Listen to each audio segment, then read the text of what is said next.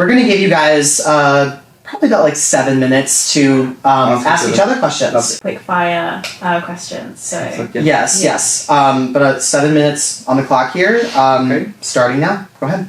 Okay, so I'm actually interested about your policy of reducing lecture room distance, because as a cancer medicine student, I have to go to 2 places to go different lectures. From Royal Free Hospital and to Cancer Institute, which is in the main campus. And I have to go for underground to go to different campuses.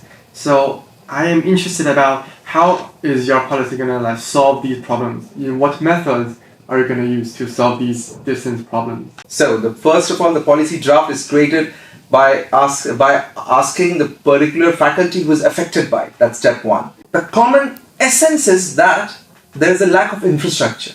So, in that context, I've expanded to UCL East, I've expanded to Canary Wharf. So, here again, the UCL Estates needs to work properly. The UCL Estates needs to identify locations and appropriately, work to align it with the classroom needs. So you are focused on the aspects of greenness. A lot of other institutes in Europe, they are using green sources for all the energy consumption. What would make UCL shift its energy consumption to being green? That would be a great thing to do in addition to changing banking, I think. Definitely those things aren't mutually exclusive, they can work together. Just as a clarifying point, you're saying that all of UCL's energy comes from coal? How do we... all. So you had the UK had a last coal-powered plant which has been shut down recently. Until that time, like a few months ago, it has more green impact than any kind of activity any institution could do. Well, it's definitely something that I would be willing to look into. I mean, it being tabled right now, what control UCL has over that, what the union can do. It's very much important to me, and what I try to do with these policies is not just say this is a problem, but say this is the solution within the powers that the union has. I'm not dodging your question, but just in terms of knowing exactly how to do it. I just want to know the just a follow-up question to that. So most of the students now use the tube and the bus. They include carbon emissions. Is there a thought behind that people could use more green-friendly modes of transportation? Yeah, if students want to choose to use those kinds of transport, that's good. I think there are, some ways that those can be encouraged. For example, there was actually a pop-up store recently on campus with Rewild and Forest. So, once again, this is off the top of my head, but, working with companies like Forest, which are, pushing e-bikes and stuff like that. There's also things that Sustainable UCL does kind of come up with a policy proposal. And the final just follow-up, that you are into sustainability. Why not run for sustainability officer? So the reason for that is I do care a lot about sustainability. I also care about other issues, like, for example, with the affordable meals and the support for working students. And there's other things that I care about. And I think with President, you have the ability to touch on a broad range of issues, and also you've got that key role of working with UCL, and you could work with the sustainability officer and still be able to impact sustainability, but I can also impact those other issues, because that's the thing for students as well. If it was just only sustainability and just sustainability just for that sake, then they're going to be thinking, well, what are you doing for me? But also I've got a policy like the Sustainable Careers Fair. That's not me saying, oh, you have to do that. It's saying, actually, a lot of students are absolutely interested in those kind of roles, but it's giving them the opportunity to do that.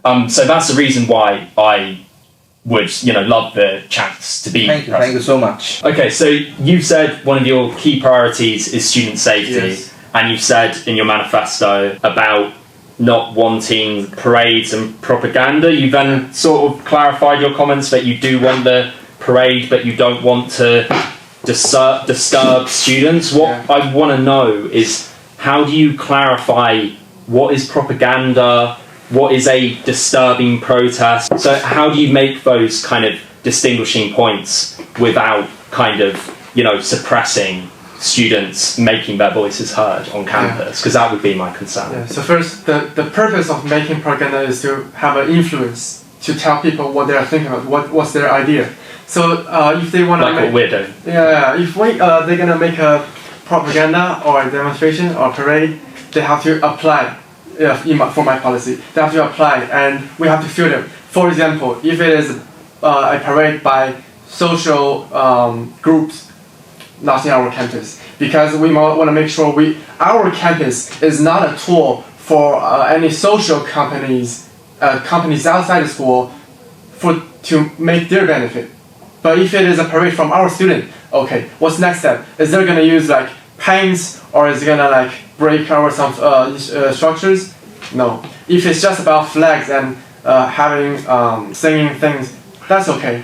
And then if it is approved, we are gonna send emails to students like in which day, what time, what places there will be a propaganda or there is a parade. If you're interested, you can come in, you can participate. If you're not, you can just leave. But I just want to make sure, for example, if I was self-studying in a library, I don't want to hear all the trumpets and the drums and the slogans from outside the window.